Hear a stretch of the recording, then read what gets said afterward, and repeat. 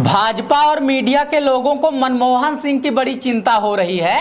कह रहे हैं 90 साल के बीमार बुजुर्ग को संसद में ले आकर कांग्रेस बेहद घटिया राजनीति कर रही है। भाजपा के आधिकारिक अकाउंट से ट्वीट किया जा रहा है। भाजपा के अनाधिकारिक प्रवक्ताओं को भी दुख हो रहा है, मगर इसी बीच पुरानी तस्वीर वायरल हो रही हैं। पत्रकारों के पुराने ट्वीट वायरल हो रहे हैं। जैसे भाजपा के वरिष्ठ नेता मनोहर पर्रिकर बेहद बुरी दशा में संसद में दिख रहे हैं। जैसे पूर्व प्रधानमंत्री अटल बिहारी वाजपेयी व्हील चेयर पर आकर राष्ट्रपति के लिए वोटिंग कर रहे हैं। मगर सबसे हैरानी की बात तो यह है कि जो पत्रकार इन तस्वीरों को त्याग और समर्पण बता रहे थे, वही ऐसी तस्वीर को स्वार्थ की राजनीति बता रहे हैं, कांग्रेस की सामंती नीति बता रहे हैं। संदेह यह हो रहा है कि कथित पत्रकार अपने ट्विटर अकाउंट खुद चला रहे हैं या फिर भाजपा की आईटी सेल वाले चला रहे हैं। एक ही तरह की सिचुएशन में दो अलग अलग तरह की बातें अपने मन से कर रहे हैं या फिर मेहनताना देकर भाजपा वाले ये ट्वीट करवा रहे हैं। खैर, इन पत्रकारों की दशा पर और पत्रकारिता की दुर्दशा पर विस्तार से चर्चा करेंगे। पहले जान लेते हैं ऐसा क्या हुआ है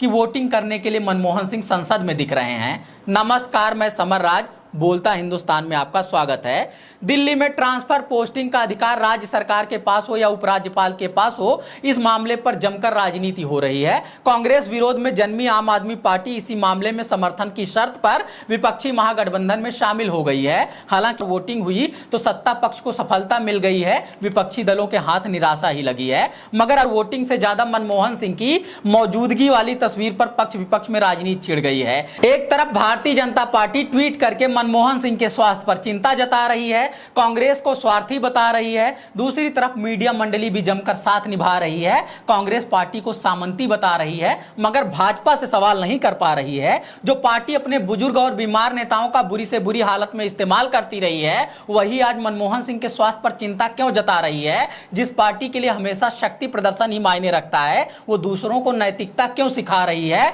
जैसे इस पत्रकार का नाम है विकास भदौरिया, जो मनोहर पर्रिकर की ऐसी मौजूदगी को त्याग और समर्पण बता रहा था, मगर मनमोहन सिंह की तस्वीर देखकर कांग्रेस को सामंती बता रहा है। भाजपा अपने बुजुर्गों और बीमार नेताओं का बेरहमी से इस्तेमाल करती रही है, इसमें कोई दो राय नहीं है। कांग्रेस भी समय समय पर सामंती व्यवहार करती रही है, यह आरोप भी सही है। मगर एक ही तरह के हालात के लिए पत्रकार भाजपा की वाहवाही कर रहे हैं और उसी हालात के लिए कांग्रेस को सामंती बता रहे हैं, यह कुछ और ही है, पत्रकारिता तो नहीं है। इसी भाजपा के सबसे बड़े नेता रहे अटल बिहारी वाजपेयी ऐसे ही हालत में संसद में आए थे, क्या यह बात सही नहीं है। इसी भाजपा के बेहद चर्चित मुख्यमंत्री रहे मनोहर पर्रिकर इससे भी बुरी हालत में संसद में आए थे, क्या यह बात सही नहीं है। इसी भाजपा के अब के सबसे बड़े नेता नरेंद्र मोदी ने 90 साल की बूढ़ी मां को नोटबंदी की लाइन में खड़ा कर दिया था, मीडिया मैनेज करके इवेंट या कहें तमाशा बना दिया था, क्या यह सब याद नहीं है। इसलिए कायदे के पत्रकार होते तो कम से कम कहते कि भाजपा ने जो काम किया वही कांग्रेस कर रही है,